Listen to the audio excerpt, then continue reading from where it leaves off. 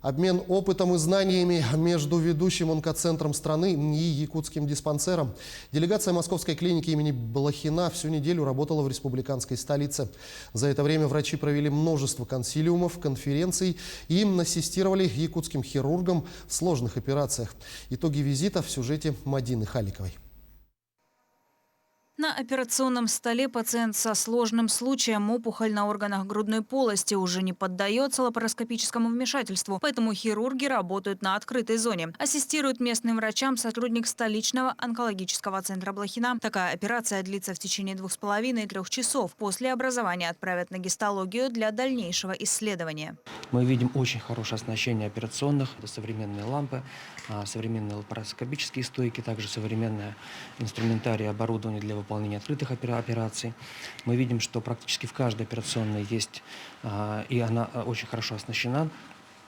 Полноценно мы видим развитие онкологической службы, онкологической помощи с внедрением практику уже гистологического исследования на базе радиологического корпуса. Большой делегацией в Якутск прибыли сотрудники Национального центра имени Блохина, клиники с мировым именем. В течение 5 дней провели консилиумы, обучающие семинары, совместные операции. При этом гости взялись за самые сложные случаи. Обмен опытом идет в рамках федеральной программы, и это уже 3-й визит столичных врачей в республику. Одна из главных миссий – оценка уровня работы местных кадров, технического оснащения и схем медикаментозного лечения онкозаболеваний.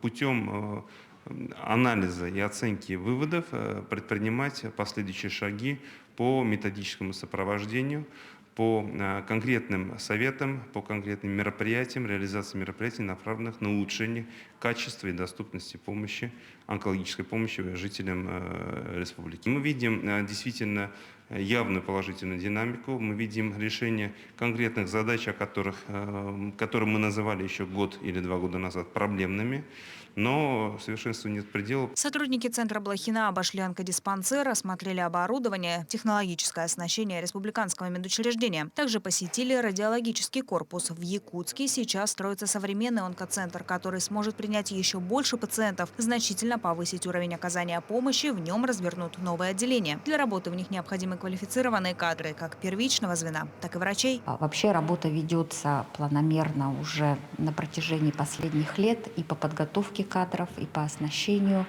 В настоящий момент, конечно, решается проблема совместно с Министерством здравоохранения. Ежегодно у нас расписана дорожная карта, скажем так, по подготовке квалифицированных кадров в Северо-Восточном нашем университете, мединституте.